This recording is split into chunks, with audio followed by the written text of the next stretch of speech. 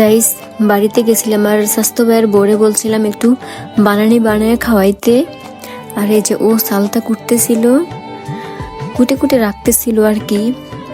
আর এই যে এখানে আমি খাইতেছি, আর খাইতে খাইতে হঠাৎ দেখে ও উঠে যাওয়ার পরে এই যে এই কাণ্ডটা ঘটাইছে। উঠার পর জুতার ময়লা দিয়া সব চালটা বড়ায় ফেলছে। কি একটা অবস্থা। এখানে আমার ক্যামেরা ধরার তেমন কেউ ছিল না, তাই আমি এক হাতে কাজ করতেছি আর আরেক হাতে মোবাইল ধরে রাখছি। পরে একজন স্বাস্থ্য বোন আসলে ওর কাছে মোবাইলটা দিয়ে আমি কাজ করতেছিলাম আর এই যে ফাঁকে ফাঁকে খাচ্ছিলামও। আর এখানে তেঁতুলের অবস্থাটা একটু দেখেন।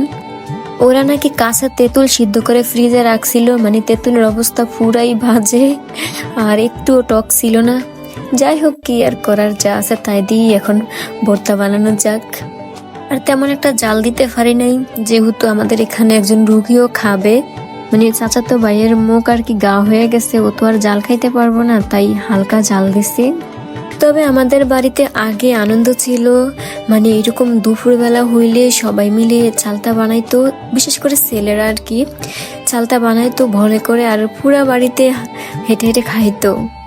এখন তো সবাই যার যার কর্মস্থানে চলে গেছে, এখন আর বাড়িতে গেলে তেমন কোনো আনন্দও লাগে না। আর এখন বাড়িতে গেলে আগের দিনগুলো না অনেক মিস করি, মাঝে মাঝে মনে হয় ছোটবেলায় ফিরা যাই। আচ্ছা, তোমরাও কি এখনো এইরকম দল বেঁধে সবাই মিলে বানানি খাও? যদি খাও তাহলে কমেন্টস করে জানিও কিন্তু। আর আমার কথা শুনে কেউ হাইসো না প্লিজ, আমার প্রচুর ঠান্ডা লাগছে, মানে শীত আসার আগে আমার ঠান্ডায় ধরছে, আর শীত আসলে যে আমি কি করব নিজেই বুঝতে পারতেছি না। যাই হোক, সবাই ভালো থেকো, সুস্থ থেকো, নিজের খেয়াল রেখো, আর আমার জন্য দোয়া করো।